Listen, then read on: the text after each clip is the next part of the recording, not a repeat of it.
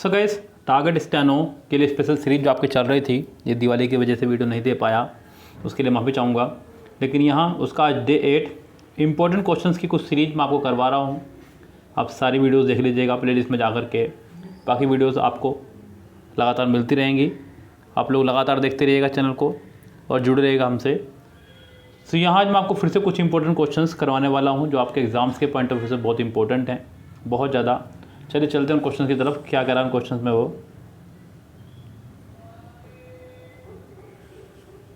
तो सबसे पहले तो गाइस ध्यान रखें, अगर आप लोगों ने अभी तक भी चैनल को सब्सक्राइब करके बेल आइकन नहीं प्रेस किया है तो फटाफट से कर लीजिएगा, जिससे कि आपकी स्टेनो की तैयारी घर बैठे चलती रहे फ्री में। यहाँ कह रहा है कि if you had told me earlier I will help you. ये एक कंडीशन सेंटेंस है। If plus subject had plus verb की थर्ड फॉर्म। तो नेक्स्ट पार्ट में आपका वुड हैव और वर्ब की थर्ड फॉर्म होनी चाहिए। ये कंडीशन सेंटेंस मैं आपको वैसे तो करवा चुका हूँ ऑलरेडी, लेकिन यहाँ पे कुछ डिमांड थी आप लोगों की, तो मैं बता देता हूँ बीच बीच में कि रूल्स को क्लियर करते हुए पढ़ाया करें। यानी कि मैं रूल्स को बिल्कुल खोल करके आपको पढ़ा रहा हूँ, जिससे कि आप लोगों को बार बार ये चीज़ें रट जाएँ और आप लोग भी हर बार लिखा ही करें, ज़्यादा अच्छा होगा। कोई भी बच्चा और कॉन्फिडेंट ना हो कि मुझे तो ये रूल याद है, भले आपको याद हो, लेकिन कभी भी आप और कॉन्फिडेंट ना हो। आप लोगों को हर बार ही ये रूल लिखने होंगे। इफ़ के साथ अगर सब्जेक्ट प्लस हैड और थर्ड फॉर्म है, ध्यान देना, यहाँ पे कंफ्यूज कैसे होंगे बच्चे, उसको समझ लीजिएगा। अगर इफ़ वाले पार्ट में सब्जेक्ट के साथ में हैड प्लस थर्ड फॉर्म है, तब तो नेक्स्ट पार्ट में लगाना है वुड हैव। अगर इफ़ वाले पार्ट में सब्जेक्ट के साथ में हैड प्लस नाउन है, तब नेक्स्ट पार्ट में खाली वुड और फर्स्ट फॉर्म लगाने हैं। यहाँ थोड़ा सा ध्यान रखिएगा। अगर हैड के साथ में वर्ब की थर्ड फॉर्म है तो अगले पार्ट में would have plus third form, सुन लेना मेरी बात को। और अगर इस वाले पार्ट में हैड प्लस नाउन है तो अगले पार्ट में वुड प्लस फर्स्ट फॉर्म। यहाँ पर हैड प्लस थर्ड फॉर्म है तो आप नेक्स्ट पार्ट में would have plus third form का इस्तेमाल करेंगे। तो यहाँ इसका आंसर आपको हो जाएगा C, would have helped you. Would have helped you, तब जाके सेंटेंस हमारा होगा करेक्ट। फिलहाल सेंटेंस के सी पार्ट में इसके एरर है। Her mother is angry and indifferent to me. यहाँ पर कह रहा है कि angry and indifferent to me. Angry के साथ में यहाँ पर उसने टू का इस्तेमाल कर दिया। अगर देखा जाए तो, क्योंकि जो सेंटेंस एंड से कनेक्ट होता है तो दोनों तरफ के वर्ड के लिए ये एक ही प्रिपोजिशन काम कर रही होती है, अगर आप लोगों ने अलग से प्रिपोजिशन नहीं लगाई है यहाँ पर। अब कमाल की बात बच्चों ये है कि एंग्री के साथ में हमारा कई सारी तरह की प्रिपोजिशन लगती है। विद लगता है अगर साथ में कोई पर्सन खड़ा हो, एट लगता है किसी के बिहेवियर के लिए, एंग्री विद किसी पर्सन के लिए, एंग्री एट किसी के बिहेवियर के लिए, एंग्री टू किसी प्रपोजल के लिए। तो यहाँ पर एंग्री के साथ में अपने खुद की एक अलग प्रिपोजिशन होनी चाहिए थी, बिकॉज आगे पर्सन खड़ा हुआ है मी, यानी कि मुझे। तो यहाँ पर मी को देखते हुए एंग्री के साथ में एक खुद की प्रपोजिशन आपकी यहाँ पर विद होनी चाहिए थी, जो कायदे की बात है। वैसे भी बच्चों मैं आपको कई बार बता चुका हूँ, आपकी ये तीन कंजक्शन आपको बहुत दुखी करेंगी, एंड, बट, और, जिनके दोनों तरफ सेंटेंस का फॉर्मेशन सेम रहना चाहिए। तो यहाँ पर एंड के पहले आपका एक वर्ड है एंग्री, एंड के बाद है एक इनडिफरेंट। इनडिफरेंट के बाद भी अपनी प्रिपोजिशन है, तो एंग्री के बाद भी अपनी प्रिपोजिशन होनी चाहिए थी। तो यहाँ पे angry with and indifferent to, यानी कि सेंटेंस के बी पार्ट में आपकी एरर है। यहाँ पे ध्यान देना, ये बड़ा ही प्यारा आपका वर्ड है, don't loiter dash the corridor. बच्चों लोइटर का मतलब होता है भटकना, इधर उधर घूमना, आवारा घूमने टाइप को बोल सकते हैं, भटकने के लिए ही। तो बच्चों don't loiter around the corridor, यानी कि अराउंड का मतलब होता है इधर उधर, जिसका इधर उधर भटकना। Don't loiter around the corridor, यानी कि थर्ड का आंसर आपका ए ही हो जाएगा करेक्ट। यहाँ पे जो मैंने थर्ड क्वेश्चन कराया आपको, तो इसका आंसर आपका हो जाएगा ए पूरी तरह से correct. I was scold him. यहाँ एक तो मेरे से गलती होगी बच्चों, माफ़ी चाहूँगा मैं। यहाँ पर स्कोल्डेड करें ज़्यादा अच्छा होगा बच्चों, क्योंकि बी की फैमिली के साथ में हमेशा वर्ब की थर्ड फॉर्म का इस्तेमाल किया जाता है। तो आप लोग इसको पकड़े से पहले मैंने ही पकड़ लिया। आई was scolded him, I was scolded him sentence में यहाँ पे तो गलती हमारी है ही। अब यहाँ पे फिलिंदा पैसा बताना है कि हमें यहाँ पर क्या आना चाहिए था वर्ड, जो कायदे की बात है। तो बच्चों I was scolded him when dash. अब बच्चों यहाँ पे बताना है कि नेक्स्ट पार्ट में क्या आपका आ सकता है।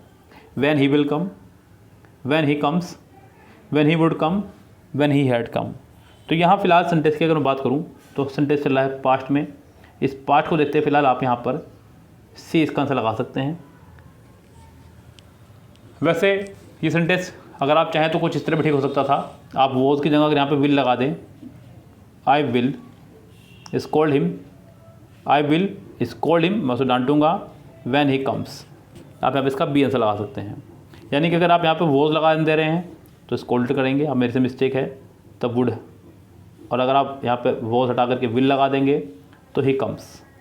तो यहाँ सेंटेंस में आपका आंसर हो जाएगा सी फिलहाल तो, क्योंकि सेंटेंस जो है उसको देखिए आप लोग, इसका आंसर आपका हो जाएगा C correct.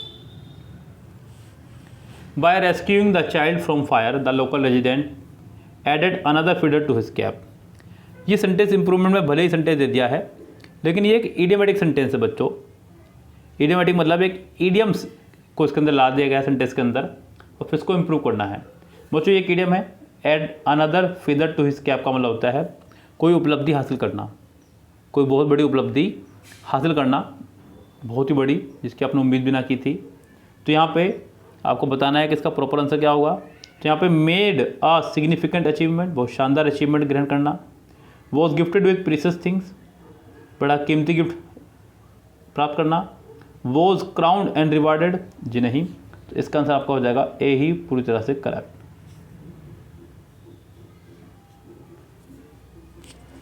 The government plans to take up the construction project soon. तो गवर्नमेंट का प्लान है कि वो टेकअप करे। बच्चों टेकअप का मतलब होता है जिम्मेदारी लेना, ये अपना में एक इडियम है, फ्रेजल वर्ब है ये, टेक अप। बच्चों टेकअप का मतलब होता है कोई जिम्मेदारी अपने हाथ में लेना। तो गवर्नमेंट ने जिम्मेदारी ली है, प्लान कर रही है जिम्मेदारी लेने की, वो कंस्ट्रक्शन प्रोजेक्ट को बहुत जल्दी पूरा करेगी। तो टेकअप। अब अगले जो है वो है टेक ऑन। बच्चों टेक ऑन का मतलब होता है किसी कंपटीशन में किसी का सामना करना, आमने सामने होना। टेक ऑफ किसी जहाज़ के उड़ने के लिए लगाते हैं, और टेक इन मतलब समझना किसी चीज़ को। तो यहाँ पे आपका आंसर ये दोनों में से होने से रहा, आपका आंसर हो जाएगा फिलहाल ए ही पूरी तरह से करेक्ट।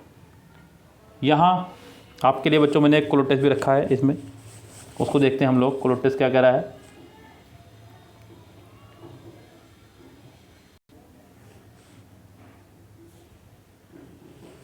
ये आपके सामने क्लोज टेस्ट कह रहा है कि democracy should dash dignity of the individual, it should also aim at the dash good of the greatest dash, the opposition party should dash the wrong plans policies and decisions of the government in power, the government should cater to the dash needs of the people to make its position solid.